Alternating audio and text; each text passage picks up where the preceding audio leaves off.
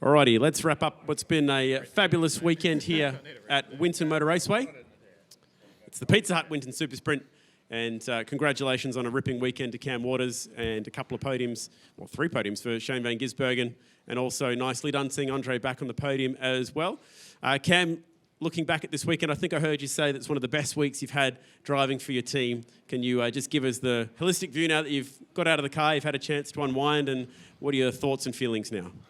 Yeah, obviously a massive weekend for us. We've been stepping it up each weekend, and this weekend I feel like everything just kind of aligned a little bit. And car was speedy when we rolled her out, and we got it quicker and quicker. And usually we'd have a weekend, we'll have a good day. You know, we might win a race or get a podium, but the next day we don't really back it up. So I feel like this weekend's the first time we've been able to do that since I've been at the team, and it's a nice feeling.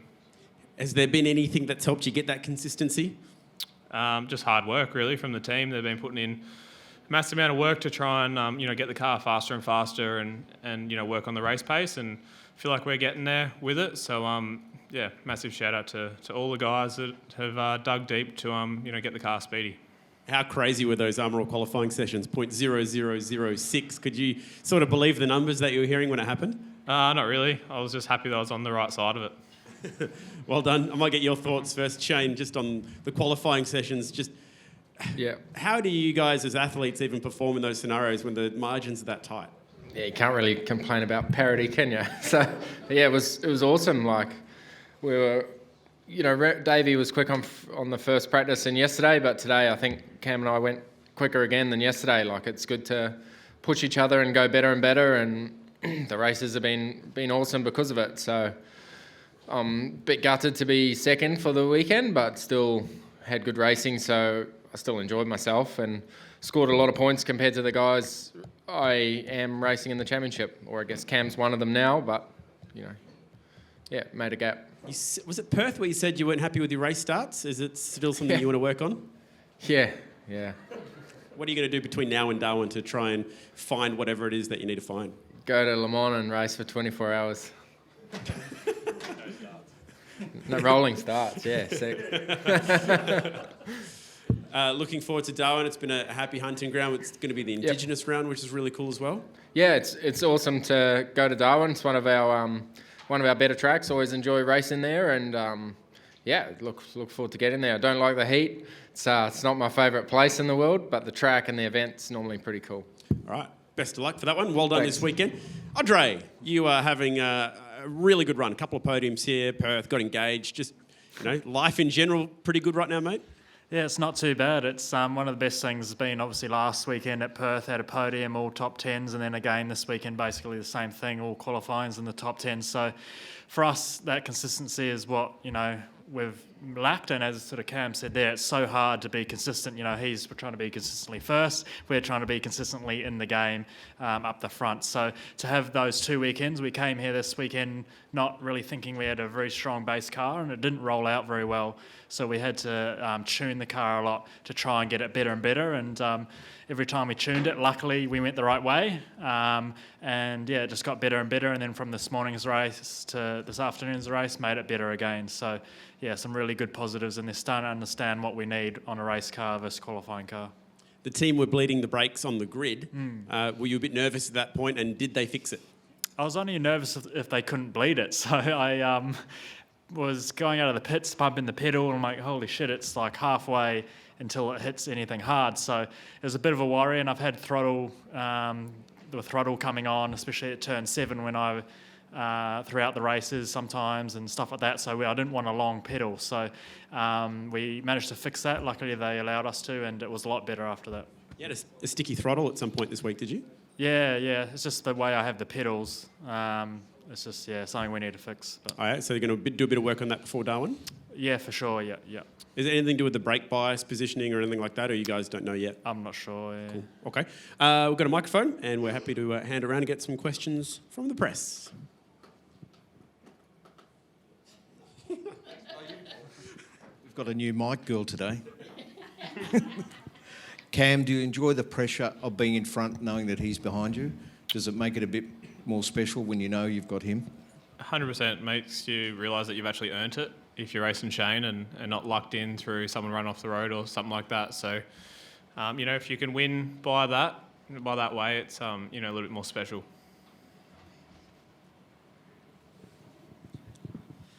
Shane, did you approach that last lap today any differently to yesterday? Yeah. How so? I just asked for all the info on the radio. Like, we took 3 tyres, A, to do something different, but B, to get the fastest lap. And, look, we're getting the fastest lap, you only lose 3 points. So knowing that we had that, and Andrew said not too much risk, and